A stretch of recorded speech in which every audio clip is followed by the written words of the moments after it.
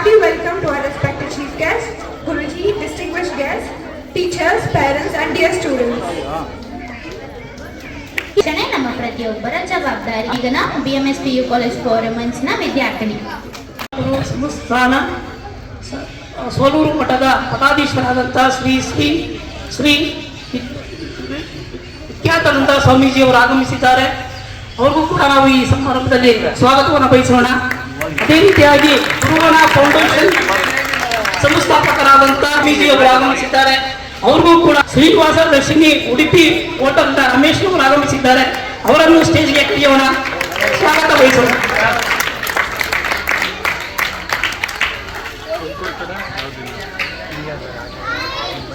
ಅವರನ್ನು ನೆನಪಿಸುತ್ತಾ ಈ ಕಾರ್ಯಕ್ರಮವನ್ನು ನಾವು ಆಚರಣೆ ಮಾಡ್ತಾ ಇದ್ದೀವಿ. ಈ ಕಾರ್ಯಕ್ರಮಕ್ಕೆ ಉದ್ದೇಶ ಏನು ಅಂದರೆ ಕಾಡನ್ನು ಉಳಿಸಬೇಕಾದರೆ ಕಾಡನ್ನು ಬೆಳೆಸಬೇಕೆಂದು ನಾವೆಲ್ಲರೂ ಈ ಕ್ಷಣದಲ್ಲಿ ಪಣವನ್ನು ಕೊಟ್ಟು ಈ ಮುಂದಿನ ದಿನಗಳಲ್ಲಿ ಮನೆ ಬಂದು ಮರವನ್ನು ನೀಡುವ ಕಾರ್ಯಕ್ರಮವನ್ನು ನಾವು ಪ್ರತಿ ವರ್ಷವೂ ಆಚರಿಸುತ್ತೇವೆ. ಇದಕ್ಕೆಲ್ಲ ನೀವು ಸಹಕಾರವು ಬಹಳ ಅಗತ್ಯವಾಗಿದೆ. ಈಗ ನಮ್ಮ ಸ್ವಾಮೀಜಿಯವರಾದಂಥ ಶ್ರೀ ವಿಖ್ಯಾತಾನಂದ ಸ್ವಾಮೀಜಿಯವರಿಂದ ದೀಪ ಬೆಳಗುವ ಮುಖಾಂತರ ಈ ಕಾರ್ಯಕ್ರಮವನ್ನು ಉದ್ಘಾಟಿಸುತ್ತೇವೆ.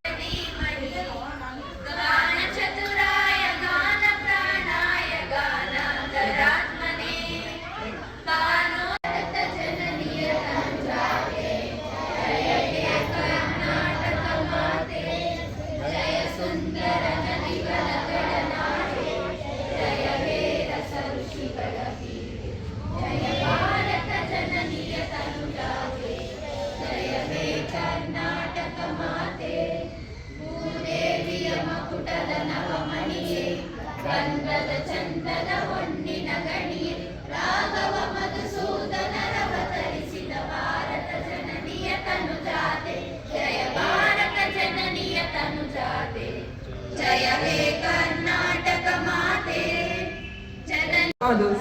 And today we are here to give back to the one thing that gives us everything without asking anything in return, our environment.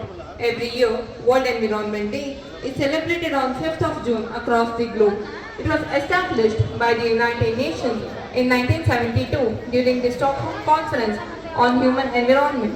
And since 1973, this day has served as a global platform to spread awareness of environmental protection. ಈಗ ವಿದ್ಯಾರ್ಥಿಗಳಂದ್ರೆ ನಮಗೂ ಬಹಳ ಇಷ್ಟ. ಈಗ ಸ್ವಲ್ಪ ಹೊತ್ತು ಮಕ್ಕಳು ಮೌನವಾಗಿರಿ. ನಿಮಗಾಗಿ ನಾವು ಹುಟ್ಟಿದ್ದು ಮಂಗಳೂರಾದರೂ ಎಲ್ಲ ಬೆಳೆದದ್ದು ಕೇರಳದಲ್ಲಿ. SLC ಆಗಿ ನೇರ ಕೇರಳಕ್ಕೆ ಹೋದೆ. ಸಂಸ್ಕೃತ ವೇದ ಪಾಠಶಾಲೆಯಲ್ಲಿ ಕಲಿತು ಸನ್ಯಾಸಿಯಾಗಿ ಹಿಮಾಲಯದಲ್ಲೂ 1-2 ವರ್ಷ ಇರುವ ಸುಯೋಗ ಇದೆ. ಈಗ ಪ್ರಕೃತಿ ಏನು ಎಂಬುದನ್ನು ನಾವು ಸ್ವತಃ ಅನುಭವಿಸಿದವರು. ಪ್ರಕೃತಿಯಿಂದ ನಮಗೆ ಏನಾಗುತ್ತದೆ. ನಾರಾಯಣ ಗುರುಗಳ ಹತ್ರ ಒಂದು ಮಾತು ಕೇಳ್ತಾರೆ, ಸತ್ತ ನಂತರ ಏನ್ ಮಾಡಬೇಕು ಅಂತ. ದಫನ ಮಾಡಿದರೆ ಭಾರಿ ಒಳ್ಳೆಯದು, ಅದರ ಮೇಲೆ ಒಂದು ಮರ ನೆಟ್ರೆ ಉತ್ತಮ,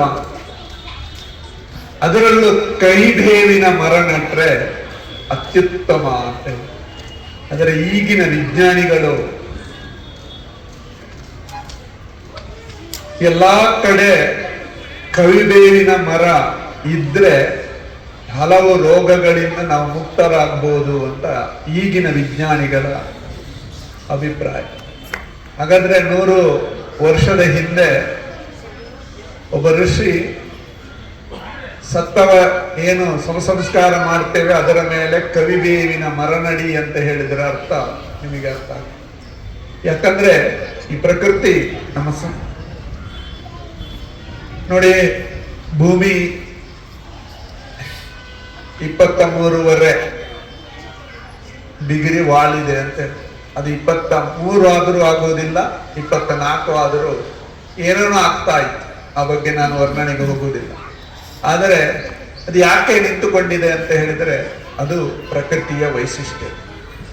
ಇಲ್ಲಿ ಎಲ್ಲ ರೀತಿಯ ಪ್ರಾಣಿಗಳಿವೆ, ಒಂದನ್ನೊಂದು ಕಚ್ಚಿ ತಿಂತವೆ, ಏನೇನೋ ಮಾಡ್ತವೆ. ಅದು ಆಗದಿದ್ರೆ ಯಾವುದಾದರೂ ಮಾಂಸಾಹಾರಿಗಳ ಪ್ರಾಣಿಗಳೇ ಇರ್ತಿದ್ರೆ ನಾಳೆ ನಮಗೆ ನಡೀಲಿಕ್ಕೆ ಆಗ್ಲಿಲ್ಲ, ನಮ್ಮನ್ನೇ ತಿಂತಿದ್ದು.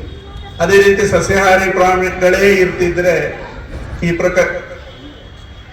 ಎಲ್ಲ ಅವರದೇ ಕಾಟ ಜಾಸ್ತಿ ಆಗ್ತದೆ. ಅದಕ್ಕೆ ಸಮತೋಲನ ಮಾಡಲಿಕ್ಕೆ ಎಲ್ಲಾ ರೀತಿಯ ಪ್ರಾಣಿಗಳನ್ನು ಭಗವಂತ ಕೊಟ್ಟಿದ್ದಾನೆ. ಆದ್ದರಿಂದ ನಾವೇನ್ ಮಾಡಬೇಕು, ನಮ್ಮ ಪ್ರಪ್ರಥಮ ಮಾಡಬೇಕಾದ್ದು ನಾವು ಗಿಡ ಮರಗಳನ್ನು ನೆಡಬೇಕು.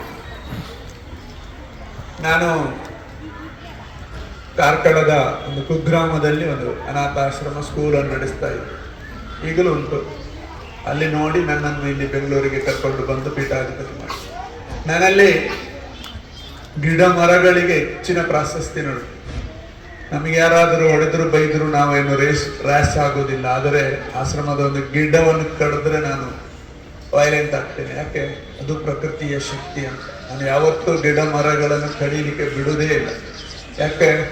ಅದು ನಮ್ಮನ್ನು ರಕ್ಷಿಸುವುದು, ಇಂಡೈರೆಕ್ಟ್ ಆಗಿ ನಮ್ಮನ್ನು ರಕ್ಷಿಸುವಂಥದ್ದು ಮರಗಿಡಗಳು. ಅದು ಇಲ್ಲದಿದ್ದರೆ ನಾವು ಏನೇನೋ ಆಗ್ತಿದ್ದೇವೆ. ಏನೋ ಮರುಭೂಮಿ ಆಗ್ತಿತ್ತೋ, ಏನಾಗ್ತಿತ್ತು. ನಾವು ಈ ಸುಂದರ ಬೆಂಗಳೂರಿನಲ್ಲಿ ವಾಸಿಸ್ತಿದ್ರೆ ಇಲ್ಲಿಯ ಗಿಡ ಮರಗಳೇ ಸಾಕ್ಷಿ. ಆದ್ದರಿಂದ ವಿದ್ಯಾರ್ಥಿಗಳು, ನನಗೆ ಇನ್ನೂ ನೆನಪಿದೆ, ನಾನು 7ನೇ ಕ್ಲಾಸ್ ಕಲಿತಿರುವಾಗ ಅಣ್ಣಯ್ಯ ಎಂ ಭಟ್ಟ ಅಂತ ಗಣಿತ ಮಾಸ್ಟರ್ ಇದ್ರು. ಅವರೊಂದು ನಮಗೆ ಹೇಳಿದ್ರು, ನೀವೆಲ್ಲರೂ ಒಂದೊಂದು ತರಕಾರಿಯ ಗಿಡ ನೆಡಬೇಕು ಅಂತ. ನಾವೆಲ್ಲರೂ ಮನೆಯಲ್ಲಿ ಒಂದೊಂದೇ ಗಿಡ ನೆಡ್ತೇವೆ. ಅದರಲ್ಲಿ ಒಂದೊಂದು ರೀತಿಯ ತರಕಾರಿ, ಬೆಂಡೆಕಾಯಿ, ಸೌತೆಕಾಯಿ ಎಲ್ಲವನ್ನು ನಟ್ಟು ಒಂದು ದಿವಸ ಎಲ್ಲರೂ ತನ್ನಿ, ಅವರಿಗೆ ತನ್ನಿ ಅಂತ, ಒಂದೊಂದನ್ನು ತನ್ನಿ ಅಂತ ನಾವೆಲ್ಲರೂ ತಂದೇವು ಕ್ಲಾಸಿಗೆ. ಅಲಸಂಡೆ ಒಬ್ಬೊಬ್ಬರು ಒಂದೊಂದು ಗಿಡ ನಟ್ಟಿದ್ದು. ಆಗ ಅದು ತಂದು ಆಗ ಹೇಳಿದರು, ಅದು ನನಗೆ ಬೇಡ, ನೀವೇ ಇಟ್ಕೊಳ್ಳಿ.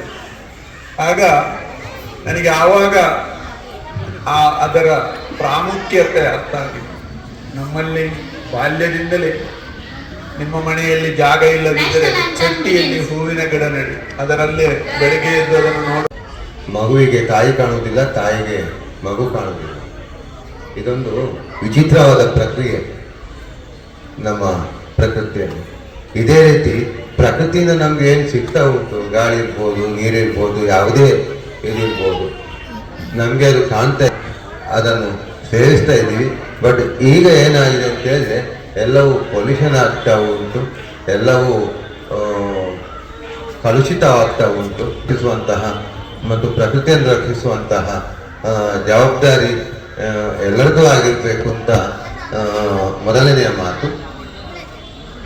ತಾಯಿ ಏನು ತಿಂತಾಳೋ, ತಾಯಿ ಏನು ಉಸಿರಾಡ್ತಾಳೋ ಅದು ಮಗುವಿಗೂ ಹೋಗುತ್ತೆ. ಬಟ್ ಮಗುವಿಗೆ ಗೊತ್ತಾಗ್ತಾ ಇಲ್ಲ ಏನು ಇದು ಮಾಡ್ತಿದ್ದೀವಿ ಅಂತ. ಹಾಗೆ ಪ್ರಕೃತಿಯ ಅರಿವನ್ನು ನಾವು ಮಾಡಿಕೊಂಡ್ರೆ ಒಂದು ಭಾವಚಿತ್ರವನ್ನು ಇಟ್ಟಿದ್ದಾರೆ. ಯಾವುದೋ ಒಂದು ಹಳ್ಳಿ ಪ್ರದೇಶದಿಂದ ಬಂದಂತಹ ತಿಮ್ಮಕ್ಕ ಸಾಲು ಮರಗಳನ್ನು ನೆಟ್ಟು ಸಾಲು ಮರದ ತಿಮ್ಮಕ್ಕನಾಗಿ ರಾಷ್ಟ್ರ ಪ್ರಶಸ್ತಿಯನ್ನ ಗಳಿಸುವಂತ ಮಟ್ಟಕ್ಕೆ ಹೋದರು. ಆಕೆಗೆ ಇಷ್ಟೇ ಗೊತ್ತಿದ್ದಿತ್ತು, ಗಿಡ ಮರಗಳನ್ನು ಬೆಳೆಸಬೇಕು, ಪ್ರಕೃತಿಯನ್ನು ಉಳಿಸಬೇಕು, ಪ್ರಾಣಿ ಪಕ್ಷಿಗಳಿಗೆ ಏನಾದರೂ ಒಂದಿಷ್ಟು ಆಹಾರ ಸಿಕ್ಕಬೇಕು, ಬಿಸಿಲಲ್ಲಿ ಬರತಕ್ಕಂಥ ಜನಕ್ಕೆ ಒಂದು ನೆರಳು ಬೇಕು. ಅವರಿಗೆ ನನಗೆ ಪ್ರಶಸ್ತಿ ಬರುತ್ತೆ, ಪ್ರಶಸ್ತಿಗೋಸ್ಕರ ಮಾಡ್ತಾ ಇದ್ದೀನಿ ಅಂತಕ್ಕಂಥದ್ದಿಲ್ಲ. ಅಂದ್ರೆ ನಾವು ಅರ್ಥ ಮಾಡ್ಕೊಳ್ಬೇಕು, ಹಳ್ಳಿಯಲ್ಲಿರ್ತಕ್ಕಂತಹ ಒಂದು ಕುಗ್ರಾಮದಲ್ಲಿ ಹೆಚ್ಚಿನ ವಿದ್ಯಾಭ್ಯಾಸವಿಲ್ಲದಲ್ಲೇ ಇರತಕ್ಕಂತಹ ಒಬ್ಬ ತಾಯಿ ಇಂತಹ ಕಾರ್ಯಕ್ರಮವನ್ನು ಮಾಡೋದಾದ್ರೆ, ನಾವುಗಳು ಇವತ್ತು ವಿದ್ಯಾವಂತರು ಅನ್ನಿಸ್ಕೊಂಡಿರ್ತಕ್ಕಂತಹ ಜನ ನಗರ ಪ್ರದೇಶಗಳಲ್ಲಿ ನಾವೇನು ಮಾಡ್ತಾ ಇದ್ದೀವಿ, ನಮ್ಮ ಕರ್ತವ್ಯ ಏನು, ಮುಂದಿನ ಪೀಳಿಗೆಗೆ ಮಕ್ಕಳಿಗೆ ನಾವೇನು ಕೊಟ್ಟು ಹೋಗ್ತಾ ಇದ್ದೀವಿ, ಇದನ್ನೆಲ್ಲವನ್ನು ನಾವು ಆತ್ಮಾವಲೋಕನವನ್ನು ಮಾಡಿಕೊಳ್ಬೇಕು. ಗಿಡಗಳಿಗೆ ಏನಕ್ಕೆ ನೆಡಬೇಕು ಅನ್ನೋದು.